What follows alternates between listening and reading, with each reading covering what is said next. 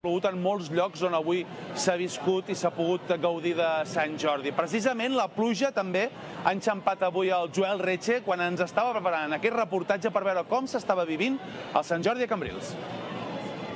I avui també hem volgut venir fins a Cambrils, i és que per Sant Jordi a Cambrils no poden faltar les sardanes.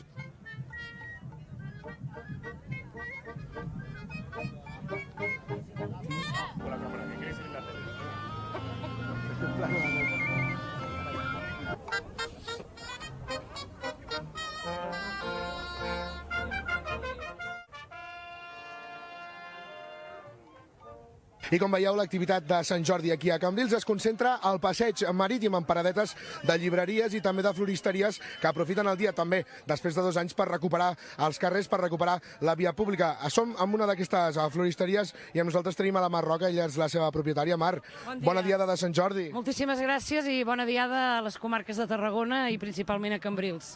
De moment sembla que el temps respecte feia patir a primera hora del matí, però ja veiem alguns núvols aparèixer, Hem patit molt a primera hora, de fet havíem de venir a muntar a les 6 del matí, hem vingut més tard, però la gent del temps ens deia que ens aguantaria al matí. A la tarda plourà fins que entri la tramuntana, o sigui, ens hem tornat ja homes del temps tots, no?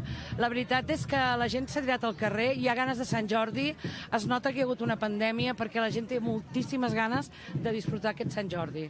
Evidentment la Rosa sempre és la protagonista, però hem vist coses curioses com, per exemple, roses acompanyades d'ampolles de cava. Sí, aquesta és una de les nostres ampolla de cava que fem cada any amb la Rosa. Creiem que és un detall genial perquè regales la Rosa, però a més et veus el cava amb alguns dolços que també fan especials per Sant Jordi.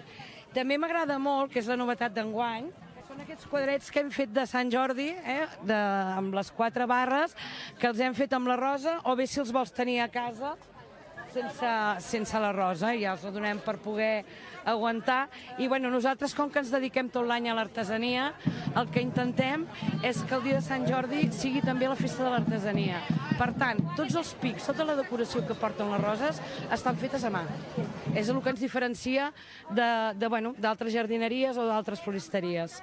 Doncs Mar, que acabeu de passar una molt bona dia de Sant Jordi i esperem que ni les previsions no acabi plovent. Espera't un momentet que et farem un regalet. Ens fan un regal, nois. Per tant, ha valgut la pena de moment el viatge fins a Cambrils.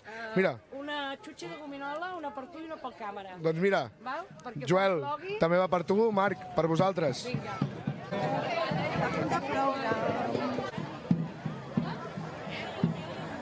Doncs ja veieu, semblava que el temps respectava aquí a Cambrils, però s'ha acabat. Està caient pedra, literalment està apedregant aquí al passeig marítim de Cambrils. Per tant, ja veiem com tota la gent d'aquí del passeig marítim es resguarda sota les paradetes. Esperem que no duri massa i que també puguin gaudir de la dia de Sant Jordi aquí a la Vila Marinera.